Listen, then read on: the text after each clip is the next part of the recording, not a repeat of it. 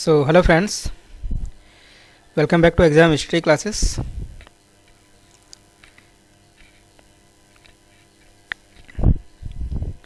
आज का जो सेशन है वो हमारा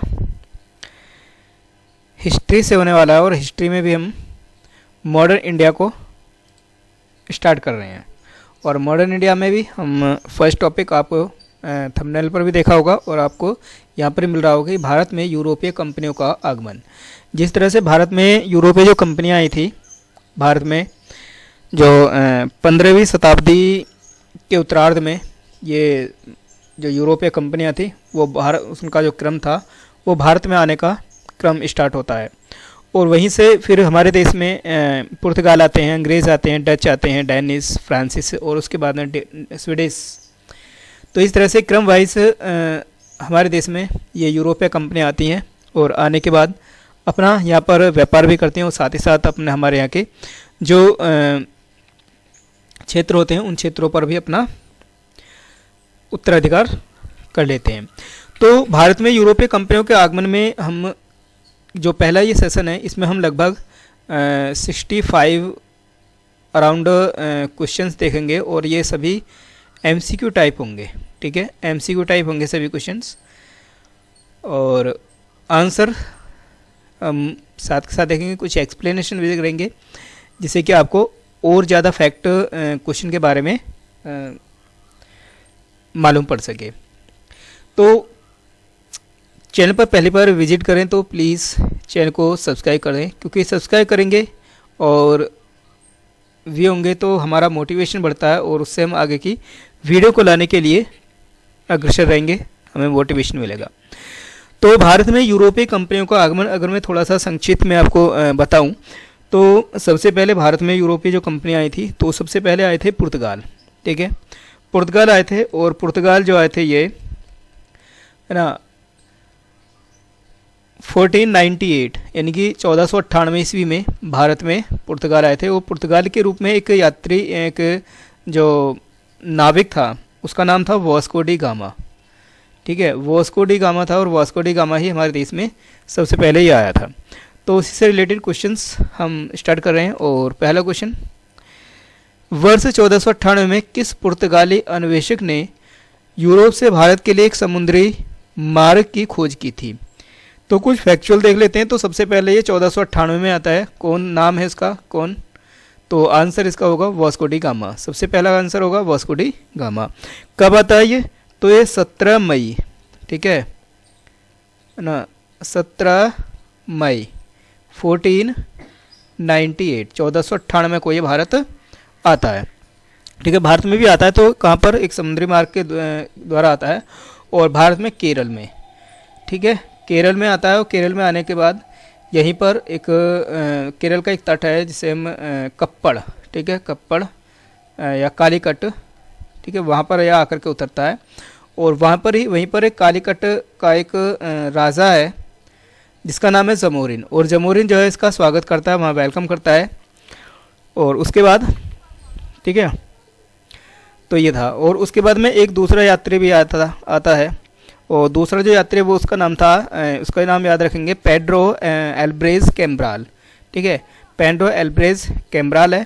और ये दूसरा पुर्तगाली यात्री था जो लगभग 1500 यानी कि 1500 में भारत आया था। ठीक है, लेकिन उसके बाद में 1502 में वास्को डी गामा फिर से वापस भारत आता है।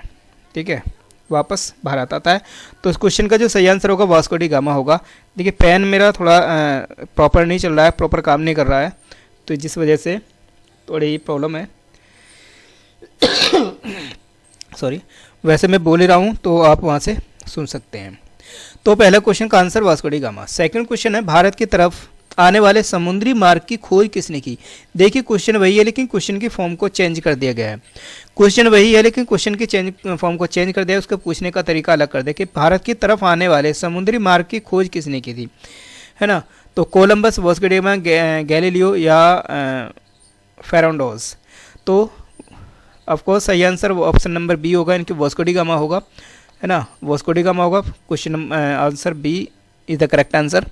और जो कोलंबस था ठीक है। कोलंबस कौन था? कोलंबस भी निकला था कहाँ? भारत के लिए निकला था ये भी, ठीक है ना। ये भी कहाँ से निकला था? जब उनमें होड़ मची थी सभी पुर्तगालियों में कि किसी न किसी समुद्री मार्ग को खोजने की या दूसरे देशों में जाने के लिए, तो कोलंबस भी निकला था, लेकिन ये निकला था भारत के लिए ही। और लेकिन बाय मिस्टेक ये सीधा निकल गया और पहुंच गया अमेरिका, और अमेरिका पहुंचने के बाद में इसने अमेरिका का के रास्ते की खोज कर ली थी।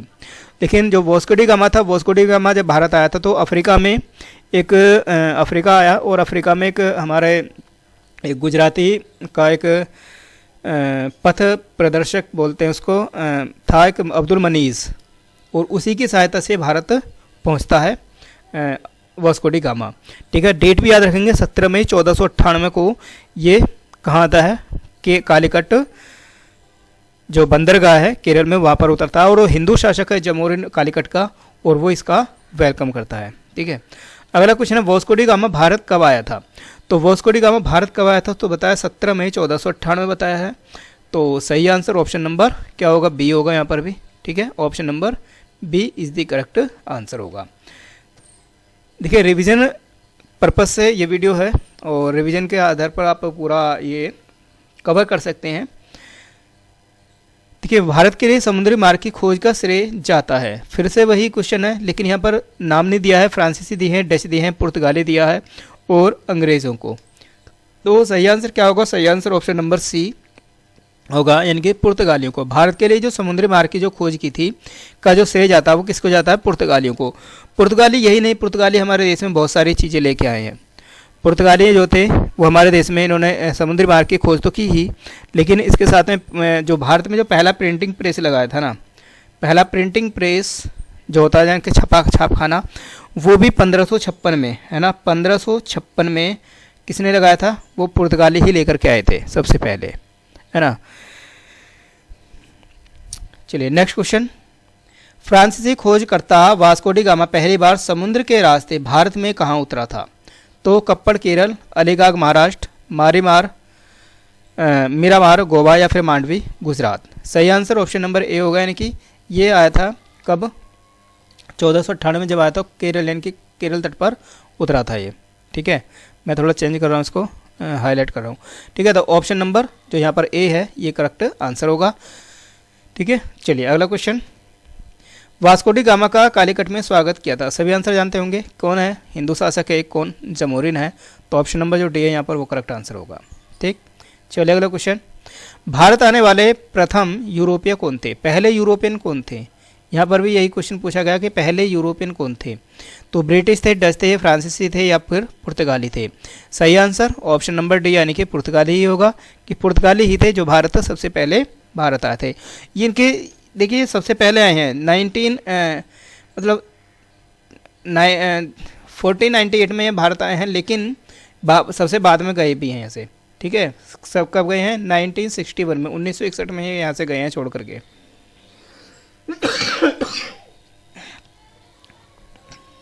चलिए क्वेश्चन नंबर 8। किस यूरोपीय समुदाय ने भारत के साथ सर्वप्रथम व्यापारिक संबंध स्थापित किए थे? तो व्यापारिक संबंध भी वही स्थापित करेंगे जो भारत सबसे पहले आएंगे।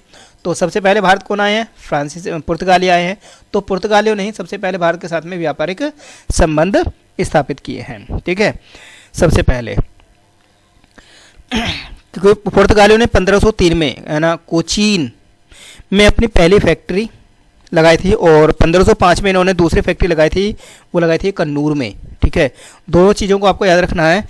1503 में तो ये लगाते हैं अपनी फैक्ट्री कहाँ? कोचीन में, और दूसरी जो फैक्ट्री लगाते हैं ये कन्नूर में लगाते हैं, ठीक है, कन्नूर में लगाते हैं। और ठीक है, तो इस तरह से ये भारत में सबसे पहले इन्होंने यूरोपियन जो व्यापारिक संबंध थे, जो ट्रेडिशनल रिलेशन थे, वो सबसे पहले पुर्तगालियों ने ही बनाए हैं भारत के साथ। पुर्तगाली उपनिवेश का पहला वायसराय भारत में कौन हुआ था? तो पहला वायसराय पूछा कि पहला वायसराय कौन हुआ था? पुर्तगाली उपनिवेश का पहला जो वायसराय था वो कौन था? जो भारत आया था, ठीक है, भारत में कौन हुआ, हाँ कौन बना था? तो Vasco da gamma, Diaz, Francisco de Almeida, या फिर अल्बुकर्क, ठीक है। तो देखिए ये बनता है पहला पुर्तगाली जो गवर्नर के रूप में जो बनता है, तो ये बनता है फ्रांसिस्को डी अल्मीडा। ठीक है, फ्रांसिस्को डी अल्मीडा बनता है, और ये बनता है कब, 1505 से लेकर के 1509 ईस्वी में। ठीक है, 1505 से 1509 ईस्वी तक ये पहला वायसराय बनता है। वायसराय वर्ड नहीं, यहाँ पर आप गवर्नर, पुर्तगाली गवर्नर भी कर सकते हैं हमसे। तो सॉरी, तो पहला वायसराय जो बना था ये फ्रांसिस्को डी अल्मीडा, 1505 से लेकर के 1509 तक रहता है। ठीक है, 1505 में भारत आया था और 1509 तक थे, ये पहला वायसराय रहता है। ठीक है, और इसी ने देखिए भारत में क्या, ब्लू वाटर पॉलिसी, जो ब्लू वाटर पॉलिसी है वो भी इसी ने प्रारंभ की है, फ्रांसिस्को डी अल्मीडा ने। ठीक है ना, ब्लू वाटर पॉलिसी जो स्टार्ट करने वाला है। ठीक है, ब्लू वाटर पॉलिसी। ठीक है, ब्लू वाटर पॉलिसी जो शुरू की है वो किसने की है, वो भी करने वाला है ये भारत में शुरू की थी इसने फ्रांसिस्को डी अल्मीडा ने। ठीक है, उसके बाद में दूसरा पुर्तगाली आता है 1509 में। 1509 में फिर सेकेंड जो वायसराय बन के आता है वो बन के आता है कौन, अल्बुकर्क आता है। ठीक है, वो बन के आता है अल्बुकर्क, को याद रखना है। चलिए क्वेश्चन नंबर 10 है, कौन से पुर्तगाली नेता ने ब्लू वाटर पॉलिसी यानी कि नीला जल योजना को शुरू किया था, Francisco de Almeida, Alfonso de Albuquerque, या फिर फ्रांसिस कैरन, या फ्रांसिस मार्टिन। तो सही आंसर पहले बता दिया है, तो ऑप्शन नंबर जो ए है यहाँ पे फ्रांसिस्को डी अल्मीडा, इसी ने ही भारत में सबसे पहले क्या ब्लू वाटर पॉलिसी को प्रारंभ किया था। क्वेश्चन नंबर 11, 1505 में भारत में पहले पुर्तगाली वायसराय द्वारा किस किले का निर्माण कराया गया था। तो 1505 में इसने किस किले का निर्माण कराया था। ठीक है, Saint Angelo fort, Saint Thomas fort, या फिर फोर्ट इमैनुअल, या फिर फोर्ट सेंट डेविड। ठीक है, 1505 में भारत में पहले पुर्तगाली वायसराय, पहला जो पुर्तगाली वायसराय कौन था, तो फ्रांसिस्को डी अल्मीडा। ठीक है, फ्रांसिस्को डी अल्मीडा था, और इसी ने क्या भारत में एक किले का निर्माण कराया था, एक किले का निर्माण कराया था, और उसका निर्माण जो किला का जो नाम था वो क्या था। ठीक है, ये यहाँ पर बताना है। और ये जो क्वेश्चन है ऑप्शन क्वेश्चन नंबर 11 ये आपके लिए है। आप इस क्वेश्चन का आंसर आप हमें कमेंट बॉक्स में देंगे। ठीक है, कमेंट बॉक्स में देंगे, क्योंकि आपके लिए भी तो कुछ होना चाहिए ना, है ना। इनमें से ABCD में से क्या आंसर होगा, वो आंसर आप हमें कमेंट बॉक्स में देंगे, किस क्वेश्चन का आंसर क्या होगा। चलिए क्वेश्चन नंबर 12, भारत में पुर्तगालियों ने निम्न में से किस स्थान पर अपने पहले किले या दुर्ग का निर्माण किया था, पहले किले या दुर्ग का निर्माण किया था, कोचीन, गोवा, कराईकल, या फिर बेंगलोर। ठीक है, तो अपने सबसे पहले इन्होंने किले या दुर्ग का निर्माण कहाँ पर कराया था, सबसे पहले। क्वेश्चन नंबर 12,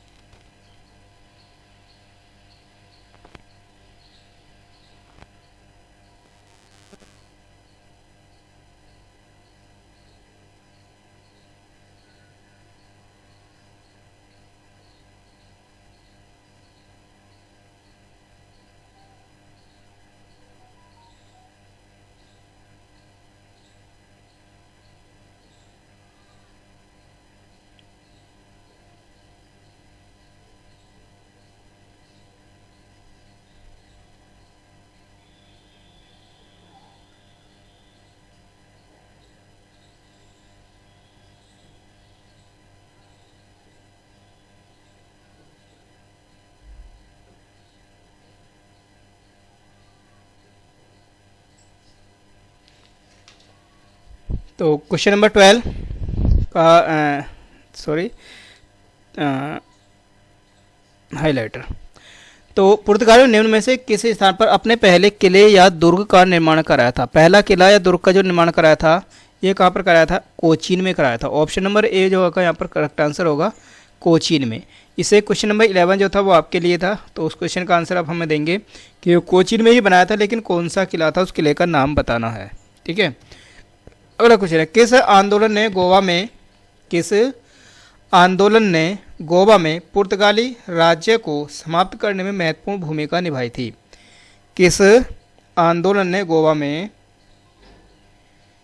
पुर्तगाली राज्य को समाप्त करने में महत्वपूर्ण भूमिका निभाई थी?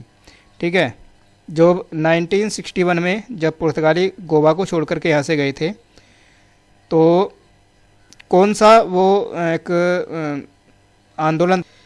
तो क्वेश्चन नंबर 13 जो किस आंदोलन में गोवा में पुर्तगाली राज्य को समाप्त करने में महत्वपूर्ण भूमिका निभाई थी, तो वो था गोवा मुक्ति आंदोलन। ऑप्शन नंबर ए 1961 में, जब 1961 में भारतीय सेना के तीनों अंगों ने, यानी कि भारतीय जो सेना थी उनके तीनों सेनाओं ने मिलकर के गोवा को इनसे मुक्त कराया था। और 15 जुलाई 1583 को, ठीक है ना, को 1583 में कुंकली में पुर्तगालियों के खिलाफ जो है पहला एक विद्रोह हुआ था। और उसके बाद में फिर गोवा मुक्ति आंदोलन ने बहुत भूमिका निभाई थी इसमें 1961 में, दिसंबर 1961 को। ठीक है, दिसंबर 1961 में जो गोवा था वो पुर्तगालियों से आज़ाद हो गया था। ठीक है, तो ऑप्शन नंबर ए यहाँ पर सही आंसर होगा। क्वेश्चन नंबर 14 देखिए, क्वेश्चन बहुत ज़्यादा हैं तो सोच रहे हैं कि सीधे आंसर दें, थोड़ा एक्सप्लेन कम करें, है ना, जो नहीं तो वीडियो जो होगा वो काफ़ी लंबा हो जाएगा। देखिए, भारत में पुर्तगाली सत्ता की वास्तविक नींव रखने वाले महानतम पुर्तगाली गवर्नर कौन थे? भारत में पुर्तगाली सत्ता की जो वास्तविक जो नींव रखी थी, ठीक है, वास्तविक जो संस्थापक माना जाता है वो किसे माना जाता है? देखिए, वो माना जाता है किसको? अल्बुकर्क को। ठीक है, 1509 में जब अल्फांसो दी अल्बुकर्क दूसरा गवर्नर आया था भारत में बनकर, और वो भारत में पुर्तगाली शक्ति का वास्तविक संस्थापक भी इसको माना जाता है। ठीक है, क्योंकि उसने कोचीन को अपना मुख्यालय बनाया और 1510 में उसने बीजापुर का एक शासक था जिसका नाम था यूसुफ आदिल शाह। इससे क्या हुआ था? इसने गोवा को छीन लिया था। ठीक है, तो ऑप्शन नंबर डी यहाँ पर सही आंसर होगा। बंगाल की फैक्ट्रियों में से जो पुर्तगालियों द्वारा स्थापित की गई थी वह थी? बंगाल की फैक्ट्रियों में से जो पुर्तगालियों द्वारा स्थापित की गई थी वह कौन सी फैक्ट्री थी? ठीक है, बंगाल में। तो बंगाल में इन्होंने कहा हुगली में, ठीक है, हुगली में इन्होंने अपनी फैक्ट्री बनाई थी, और मद्रास में सैंथम और बंगाल में हुगली में, ठीक है, इन्होंने पुर्तगालियों ने अपनी फैक्ट्रियों को स्थापित किया था। ठीक है, तो ऑप्शन नंबर सी यहाँ पर करेक्ट आंसर होगा। हुगली को बंगाल की खाड़ी में समुद्री लूटपाट के लिए किसने अड्डा बनाया था? तो इसका अपना लूटपाट का अड्डा बना लिया था किन्होंने? तो ये पुर्तगालियों ने ही बनाया था। ठीक है, पुर्तगालियों ने ही इसको अपना अड्डा बनाया था, किसका? लूटपाट का। ऑप्शन नंबर बी कुछ आंसर होगा। भारत में मुद्रालय लाने वाले निम्न में से प्रथम कौन थे? मुद्रालय का मतलब वही प्रिंटिंग प्रेस 1556 में लेके आए थे ये, और इन्होंने गोवा में पहली प्रिंटिंग प्रेस इन्होंने स्थापित की थी, और ये लेकर कौन आए थे? ये पुर्तगाली लेकर आए थे। ठीक है, तो ऑप्शन नंबर सी यहाँ पर करेक्ट आंसर होगा, ऑप्शन नंबर सी। अगला क्वेश्चन है, पुर्तगालियों द्वारा अंग्रेजों को बम्बई सौंपे जाने का अवसर क्या था? पुर्तगालियों द्वारा अंग्रेजों को बम्बई सौंपे जाने का अवसर क्या था? ठीक है, जो पुर्तगाली थे उन्होंने अंग्रेजों को बम्बई दे दिया था। तो अंग्रेजों को जो बम्बई दे दिया था तो क्यों, क्या कारण था इसका? ऑप्शन है पुर्तगाली राजकुमारी ब्रांजा कैथरीन से चार्ल्स द्वितीय का विवाह, पुर्तगाली द्वारा स्पेन के नियंत्रण से मुक्ति है 1588 में अंग्रेजों द्वारा स्पेनी जहाजी बेड़े को ध्वस्त किया जाना, या फिर 1630 की मैड्रिड की संधि। ठीक है, तो क्या था?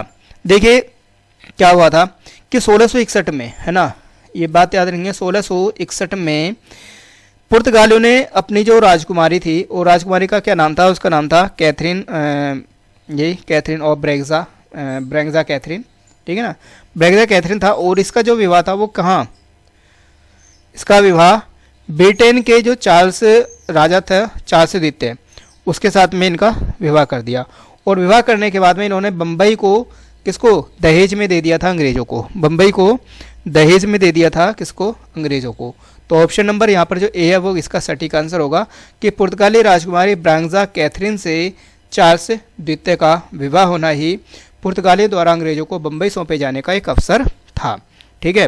लेकिन 1668 में चार्ल्स द्वितीय ने बम्बई का जो द्वीप था उसे किराए पर दे दिया था किसको, ईस्ट इंडिया कंपनी को, ठीक है। 10 पाउंड वार्षिक किराए पर दे दिया था ईस्ट इंडिया कंपनी को। और 1687 में फिर सूरत के जगह पर बम्बई जो था वो अंग्रेज़ों की एक मुख्य जो बस्ती थी, यानी कि जो मुख्य जो सेंटर था वो बन गया था। तो ऑप्शन नंबर ए यहाँ पर करेक्ट आंसर होगा। क्वेश्चन नंबर 19, अंग्रेज शासक चार्ल्स द्वितीय को किसकी राजकुमार से विवाह करने के लिए मुंबई दहेज में मिला। बहुत सटीक आंसर ऑप्शन नंबर बी, यानी कि पुर्तगाल। ज़्यादा बात नहीं करेंगे। किस वस्तु से यूरोपियों को भारतीय कारोबार के लिए प्रोत्साहित किया गया था। तो जो यूरोपीय थे वो भारत में किस वजह से प्रोत्साहित हुए थे, नील, मसाला, मलमल या फिर सूती वस्त्र। तो ये सबसे पहले जो किससे हुए थे, ये हुए थे किससे, मसालों से। ऑप्शन नंबर बी यहाँ पर करेक्ट आंसर होगा, मसाला। भारत में सबसे पहले आने वाले और सबसे बाद में जाने वाले कौन थे। तो सबसे पहले आए और सबसे बाद में गए हैं, ठीक है। 1498 में आए और 1961 में गए हैं। कौन गए हैं, पुर्तगाली गए हैं। ऑप्शन नंबर ए यहाँ पर सही आंसर होगा।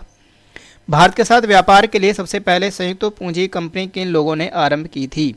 भारत के साथ व्यापार के लिए सबसे पहले संयुक्त पूंजी कंपनी किन लोगों ने ही प्रारंभ की थी।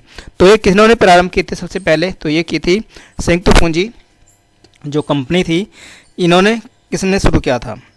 तो ये भी पुर्तगालियों के द्वारा शुरू की गई थी, ठीक है। और क्वेश्चन, भारत में डचों का सबसे प्रारंभिक उपनिवेश कहाँ था। भारत में डच का उसके देखिए सबसे पहले कौन है, अब डच आ रहे हैं, है ना, डच आ गए भारत में। तो डचों ने सबसे पहले क्या प्रारंभिक उपनिवेश कहाँ था, डचों का सबसे पहले प्रारंभिक जो उपनिवेश था वो कहाँ पर था, ठीक है। मसूलीपट्टनम था, पुलिकट था, सूरत था या फिर अहमदाबाद था, ठीक है। तो डचों ने देखिए जो अपने कारखाने स्थापित किए थे पुलिकट में किया था, ठीक है। सबसे पहले पुलिकट में 1610 ईस्वी में, ठीक है। उसके बाद में सूरत में किया था 1616 में। और उसके बाद में है ना सूरत के बाद में फिर 1645 में पहुँचे ये करिकल और चिंसूरा, कोचीन, ठीक है। इस तरह से इन्होंने अपने जो स्थापित किए थे, ठीक है।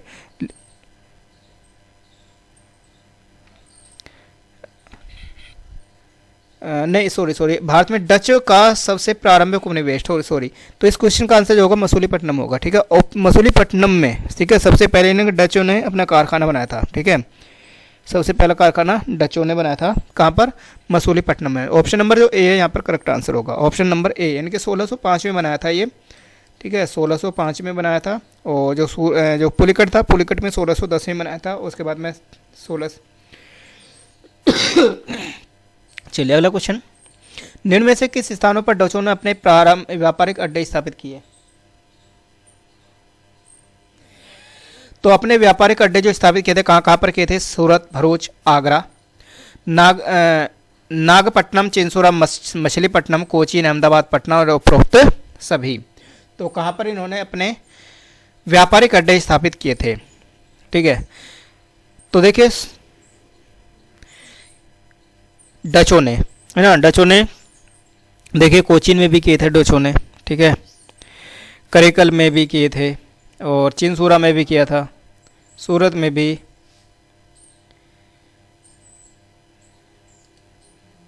तो ऑप्शन नंबर जो डी है यहाँ पर ये सही आंसर होगा, उपरोक्त सभी, यानी कि सभी जगह पर इन्होंने अपने डचों ने अपने व्यापारिक के जो अड्डे थे वो स्थापित किए थे। Option number D. बंगाल में निम्न में से कौन सा कारखाना डचों ने स्थापित किया था। बंगाल में निम्न में से कौन सा कारखाना डचों ने स्थापित किया था। तो बंगाल में कहाँ पर किया था,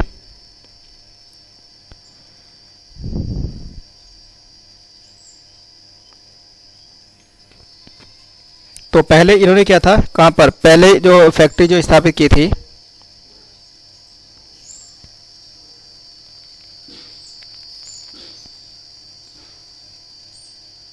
तो वो क्या था, हुगली। ठीक है, हुगली में डच किले को, ठीक है, ठीक है। Option number C. किस मुगल सम्राट के काल में इंग्लिश ईस्ट इंडिया कंपनी ने भारत में अपना सर्वप्रथम कारखाना स्थापित किया था? तो सबसे पहले जो कारखाना स्थापित किया था किसने किया था? इंग्लिश ईस्ट इंडिया कंपनी ने भारत में किसके समय में? ठीक है, देखिए अकबर के समय में तो क्या नहीं था, जहांगीर के समय में क्या था। ऑप्शन नंबर ए यहाँ पर सही आंसर होगा, जहांगीर के समय में। ठीक है, जहांगीर था वो आता है, भारत आता है, और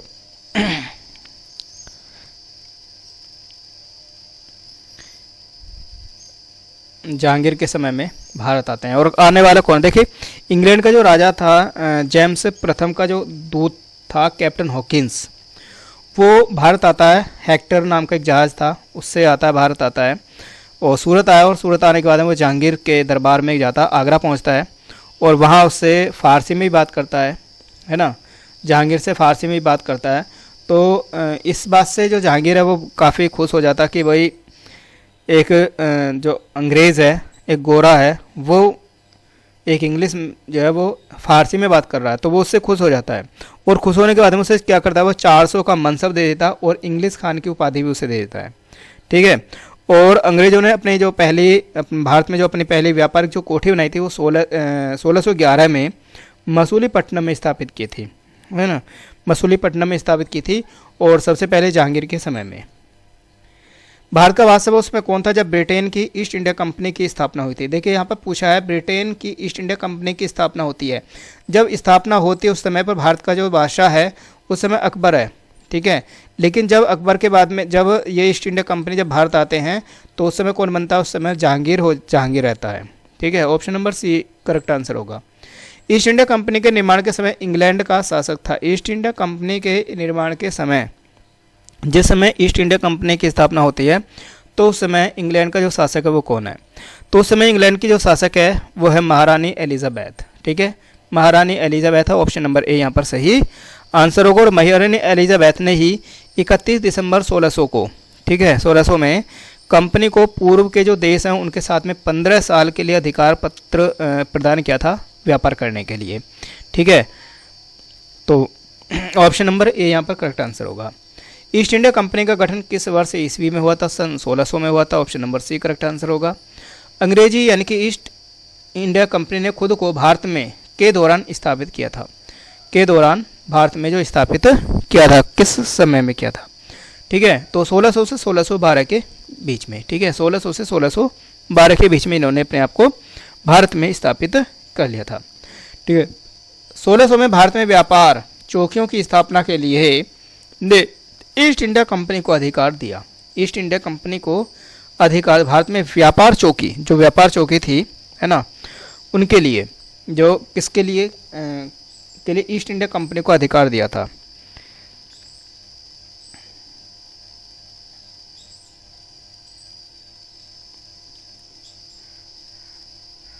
सोलह सौ में। तो 1600 में कौन है? महारानी एलिजाबेथ प्रथम जो है वो इंग्लैंड की महारानी है और इसने ही ईस्ट इंडिया कंपनी को अधिकार दिया था। ऑप्शन नंबर ए यहाँ पर करेक्ट आंसर होगा। अंग्रेजों ने भारत में अपनी पहली फैक्ट्री कहाँ स्थापित की? तो अंग्रेजों ने भारत में अपनी जो पहली फैक्ट्री थी वो कहाँ पर स्थापित की? ठीक है, व्यापारिक कोठी 1611 में मसूलीपट्टनम में स्थापित करते हैं, लेकिन जो अंग्रेज़ हैं वो, ठीक है, मसूलीपट्टनम में स्थापित करते हैं। ठीक है,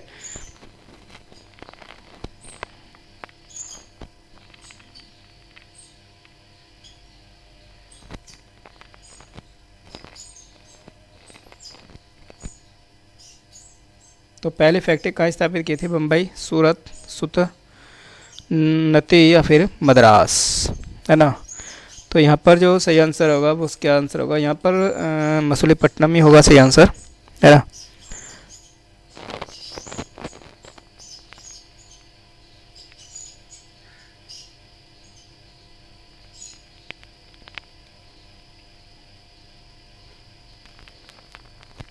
दूसरी सूरत में स्थापित की थी इन्होंने। ठीक है, चलो यहाँ पर मसूलीपट्टनम नहीं है तो हम सूरत को देख सकते हैं। ठीक है, ऑप्शन नंबर बी। और अगर कोई करेक्शन होगा तो इससे आंसर को आप मुझे कमेंट करके बताएं ज़रा, है ना। जो सूतन आती है, ये तो जो सूतन आती है और जो कलिकाता है और एक गोविंदपुर थे, ये 3 गांव थे, ठीक है, 3 जगह थे। और इन तीनों को मिलाकर के, है ना, इन तीनों को मिलाकर के जॉब चोरनक ने तो कलकत्ता बसा दिया था, ठीक है, उन्होंने तो कलकत्ता बसा दिया था, तो सूतनाथी तो नहीं होगा, है ना। चलो देखते हैं क्वेश्चन का आंसर, आगे चलते हैं। अंग्रेजों ने पहला व्यापारिक केंद्र कहाँ स्थापित किया था? अंग्रेजों ने अपना पहला जो व्यापारिक केंद्र था वो कहाँ पर स्थापित किया था? ठीक है, तो वही ऑप्शन नंबर है सूरत, सूरत में स्थापित किया था।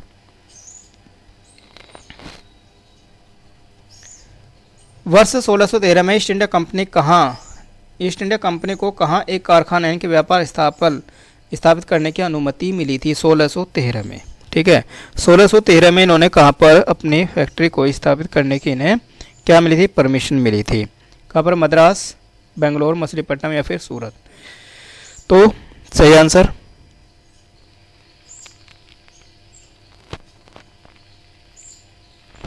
तो अंग्रेजों ने जहांगीर की अनुमति से ही, ठीक है ना, सूरत में पश्चिम भारत की पहली और भारत की दूसरी तो सूरत में थी। तो ऑप्शन नंबर सी यानी कि मसूलीपट्टनम, ठीक है, ऑप्शन सी मसूलीपट्टनम। निम्न ब्रिटिश कंपनियों में से किसे भारत में व्यापार करने का पहला अधिकार पत्र प्राप्त हुआ था? पहला अधिकार पत्र जो हुआ था प्राप्त किसे हुआ था? ईस्ट इंडिया कंपनी को, लिवेंट कंपनी को, the English company trading to East Indies को, या फिर ओस्ट कंपनी को?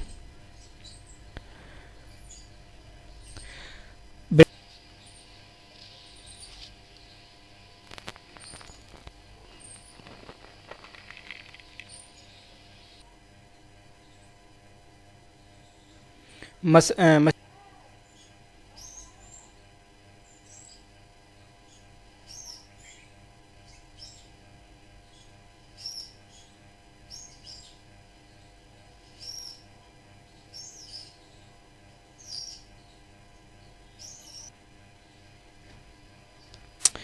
तो इस क्वेश्चन का सही आंसर ऑप्शन नंबर जो सी है वो सही आंसर होगा। यानी कि सूरत जो थी वो ब्रिटिश ईस्ट इंडिया कंपनी, अंग्रेजी ईस्ट इंडिया कंपनी की पहली प्रेसिडेंसी थी, ठीक है, सूरत में।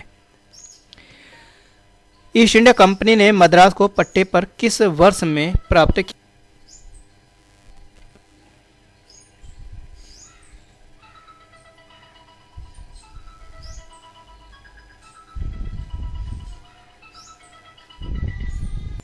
वहाँ का जो स्थानीय जो राजा था उससे। निम्न में से कौन सा भारत आने वाला पहला अंग्रेज जहाज था? तो पहले जो अंग्रेज जहाज था कौन था? तो रेड ड्रैगन था, ऑप्शन नंबर सी। निम्न किलों में से ब्रिटिश ने किसका सबसे पहले निर्माण कराया था? तो ब्रिटिश ने किसका निर्माण सबसे पहले करा था? सेंट फोर्ट जॉर्ज का, फोर्ट विलियम, सेंट डेविड या सेंट एंजेलो?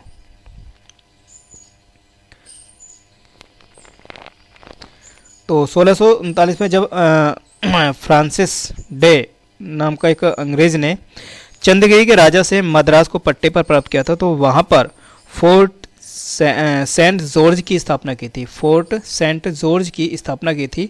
ऑप्शन नंबर ए यहाँ पर करेक्ट आंसर होगा, ठीक है, option number A. Saint fort George Bharat में किस राज्य में स्थित है? ठीक है, सेंट फोर्ट जॉर्ज भारत के किस राज्य में स्थित है बताइए। और ये कहाँ पर है? देखिए मद्रास में आया था, तो मद्रास कहाँ है ना, मद्रास, तो मद्रास में कहाँ पर है? मद्रास पश्चिम बंगाल, तमिलनाडु, महाराष्ट्र या फिर केरल? ठीक है, मद्रास में उन्होंने इसको बनाया था।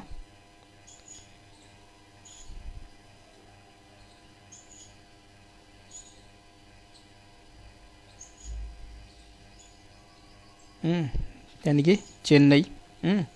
तो कहाँ पर है ये? तो ये है आपका तमिलनाडु में, ठीक है, ऑप्शन नंबर जो बी है यहाँ पर करेक्ट आंसर होगा, ठीक है, ऑप्शन नंबर बी तमिलनाडु। जिस एक शासक ने ईस्ट इंडिया कंपनी को दीवानी प्रदान की थी वह था? जिस एक शासक ने ईस्ट इंडिया कंपनी को दीवानी प्रदान की थी किसने? शाह आलम प्रथम, फर्रुखसियार, शाह आलम द्वितीय या फिर शुजा उद्दौला ने ईस्ट इंडिया कंपनी को दीवानी प्रदान की? तो ईस्ट इंडिया कंपनी को जो दीवानी प्रदान की थी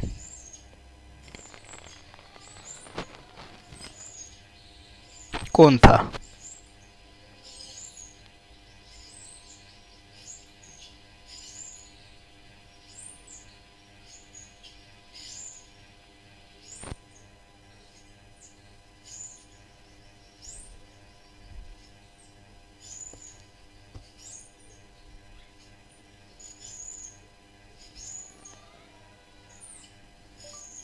तो ईस्ट इंडिया कंपनी को दीवानी प्रदान किस राजा ने की थी? क्वेश्चन है, ईस्ट इंडिया कंपनी को दीवानी प्रदान किस राजा ने की थी? ईस्ट इंडिया कंपनी ने दीवानी प्रदान की किससे?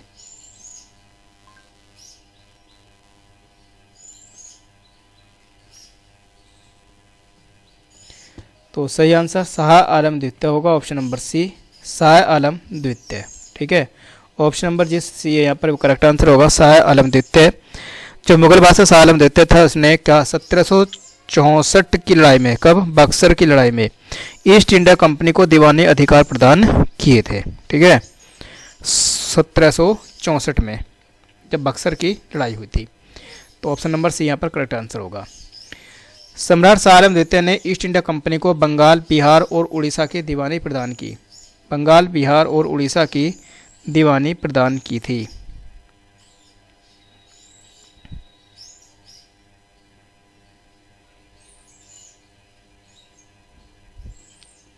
सत्रह सौ पैंसठ को। ठीक है, क्वेश्चन नंबर 42 का आंसर होगा 12 अगस्त 1765 को। तो मुगल सम्राट शाह आलम द्वितीय ने 12 अगस्त 1765 को ईस्ट इंडिया कंपनी को बंगाल, बिहार और उड़ीसा की दीवानी प्रदान की थी। तो ऑप्शन नंबर बी यहाँ का सही आंसर होगा। चलिए अगला क्वेश्चन, किस गवर्नर जनरल के कार्यकाल में ईस्ट इंडिया कंपनी को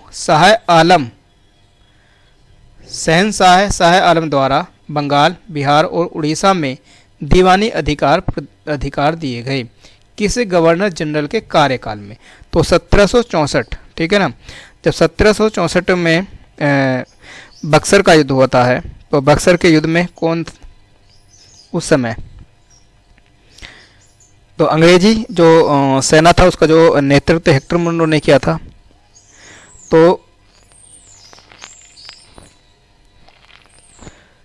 तो शाह आलम द्वारा बंगाल, बिहार और उड़ीसा में दीवानी जो अधिकार प्रदान किए थे किस गवर्नर जनरल के कार्यकाल में? तो वो समय गवर्नर जनरल था lord Clive. Option number B यहाँ पर करेक्ट आंसर होगा, लॉर्ड क्लाइव के शासनकाल के समय में। व्यापारिक शक्तियों में से किसे 1770 में चुंगी अदा करने में छूट दे दी गई थी? 1717 ईस्वी में चुंगी अदा करने में छूट दे दी गई थी। व्यापारिक शक्तियों में से किसको कि अभी इनसे हम चुंगी नहीं लेंगे?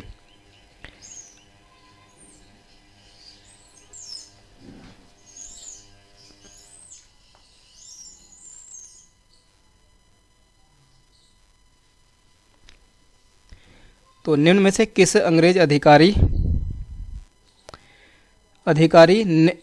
ने पुर्तगालियों को सोली के स्थान पर हराया था? सोली के स्थान पर हराया था किसने?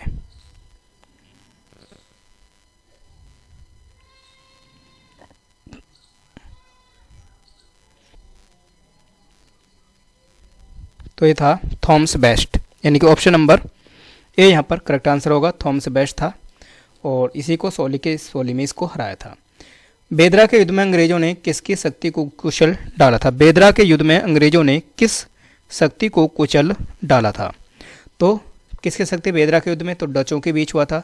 तो ऑप्शन नंबर ए यानी कि डच।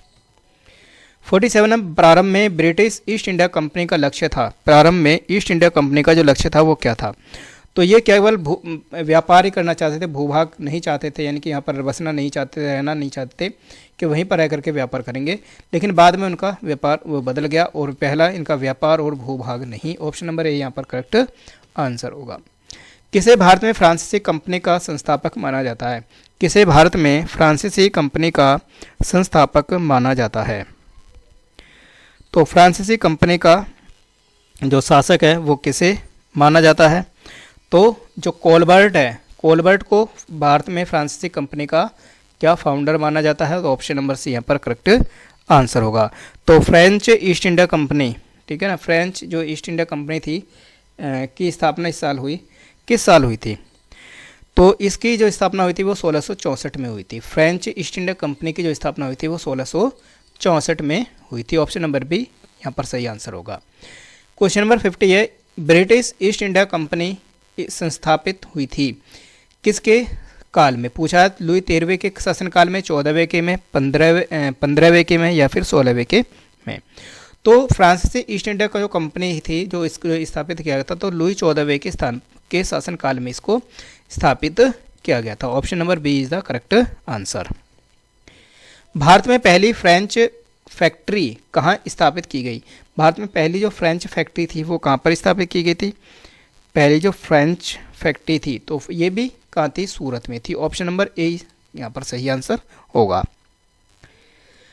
फ्रांसीसियों ने सूरत में अपना पहला कारखाना और डैश में दूसरा कारखाना स्थापित किया था। तो फ्रांसीसियों ने सूरत में अपना जो पहला कारखाना तो किया, लेकिन दूसरा कारखाना इन्होंने कहाँ पर किया था? तो दूसरा कारखाना इन्होंने किया था मसूलीपट्टनम में, ठीक है। ऑप्शन नंबर जो डी है यहाँ पर सही आंसर होगा, मसूलीपट्टनम में इन्होंने अपना दूसरा कारखाना स्थापित किया था। क्वेश्चन नंबर 53 है, फ्रेंच ईस्ट इंडिया कंपनी ने पांडिचेरी किससे प्राप्त किया था? फ्रेंच ईस्ट इंडिया कंपनी ने जो पांडिचेरी को जो प्राप्त किया था वो किससे प्राप्त किया था? पुर्तगालियों से, गोलकुंडा के शासक से, बीजापुर के शासक से या फिर डचों से छीनकर, ठीक है। तो फ्रेंच ईस्ट इंडिया कंपनी जो थी इन्होंने जो पांडिचेरी को जो छीना था वो किसे छीना था? बीजापुर के सुल्तान से, ठीक है। बीजापुर का जो सुल्तान था उससे इनको छीना था। क्वेश्चन नंबर 54, निम्न यूरोपियनों में से कौन सा एक स्वतंत्रता पूर्व भारत में व्यापार के रूप में आए और सबसे अंत में गए? ठीक है, भारत में व्यापार के रूप में आए स्वतंत्रता पूर्वक, लेकिन सबसे बाद में गए, तो कौन है? स्वतंत्रता पूर्व भारत में व्यापारी के रूप में, अच्छा के रूप में सबसे अंत में आए, सबसे अंत में आए, सॉरी। तो सबसे अंत में कौन आए थे? तो कौन आए थे? फ्रांसीसी आए थे। ऑप्शन नंबर सी। कर्नाटक युद्ध किनके बीच हुआ? तो कर्नाटक का जो युद्ध है ये किस किस के बीच हुआ था? तो कर्नाटक के युद्ध हुए थे, तो ये हुए थे अंग्रेज और फ्रांसीसियों के बीच में। ऑप्शन नंबर जो डी है यहाँ पर सही आंसर होगा, अंग्रेज और फ्रांसीसियों के बीच में कर्नाटक युद्ध हुए थे, ठीक है। कर्नाटक युद्ध, कर्नाटक युद्ध जो हुए थे कितने हुए थे, है ना? कर्नाटक आंग्ल मैसूर युद्ध भी हुए थे, कर्नाटक युद्ध भी हैं। तो अंग्रेज और फ्रांसीसियों के बीच में हुए थे। पहला तो कर्नाटक युद्ध हुए थे, 3 कर्नाटक युद्ध हुए हैं, फर्स्ट, सेकेंड एंड थर्ड। तो पहला जो कर्नाटक युद्ध हुआ था वो 1746 से 1748 के बीच में हुआ था, और एलास आपेल की जो संधि थी इसके के द्वारा इसको बंद हुआ था, ख़त्म हुआ था, और इसमें जो जीत हुई थी वो फ्रांसीसियों की जीत हुई थी, ठीक है।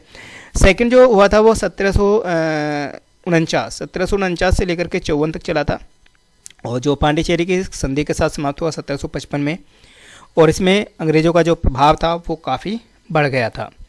तीसरा जो कर्नाटक युद्ध होता है वो 1756 से 63 के बीच होता है, और जो पेरिस की संधि होती है, पेरिस की संधि के द्वारा इसको समाप्त होता है। और जब समाप्त होता है तो वांडीवास के युद्ध के बाद में जो फ्रांसीसी थे वो निर्णायक रूप से पराजित हुए थे, ठीक है, वांडीवास के युद्ध के बाद में, ठीक है। तो अंग्रेज और फ्रांसीसियों के बीच में होते कर्नाटक युद्ध 3 हुए थे, first, second and third. European युद्धों में से किसने भारतवर्ष में प्रथम कर्नाटक युद्ध भड़का दिया था? तो पहला जो कर्नाटक युद्ध हुआ था वो किस वजह से हुआ था, है ना? तो देखिए जो कर्नाटक युद्ध हुआ था वो क्या हुआ था?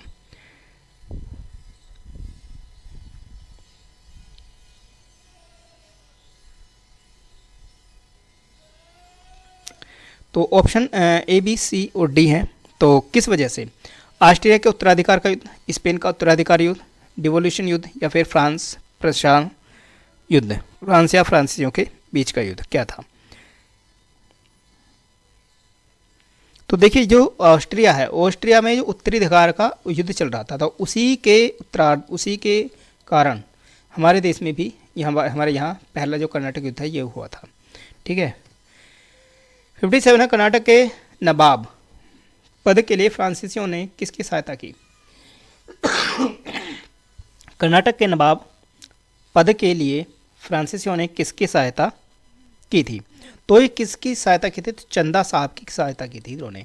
ठीक है, ऑप्शन नंबर ए यहाँ पर करेक्ट है, जो चंदा साहब थे इनकी सहायता की थी। प्रथम कर्नाटक युद्ध के संदर्भ में निम्नलिखित कथनों पर विचार कीजिए। पहला कर्नाटक युद्ध यह 1746 से और 48 में समाप्त हुआ, बिल्कुल सही है। पहला कर्नाटक युद्ध ये सही है एकदम, 46 से 48 के बीच होता है और एलासापेल की संधि के। कर्नाटक के नवाब अनवरुद्दीन ने इस युद्ध में अंग्रेजों की ओर से दखलंदाजी की। चंदा साहब को बंदी बनाकर उसे फांसी दे दी गई।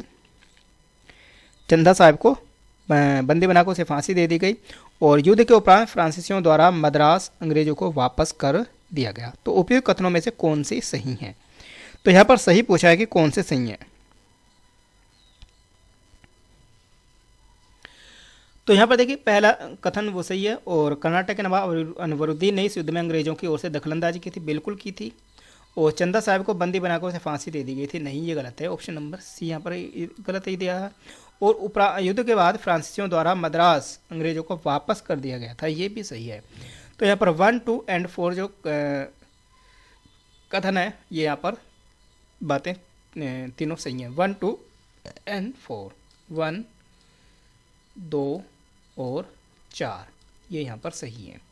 ठीक, वांडीवास का युद्ध किन दोनों के बीच लड़ा गया था?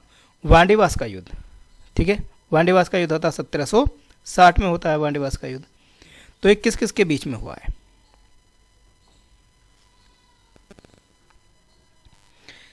तो ये अंग्रेज और फ्रांसीसियों के बीच में होता है। ऑप्शन नंबर कर्नाटक युद्ध होता तृतीय कर्नाटक युद्ध के बाद, है ना।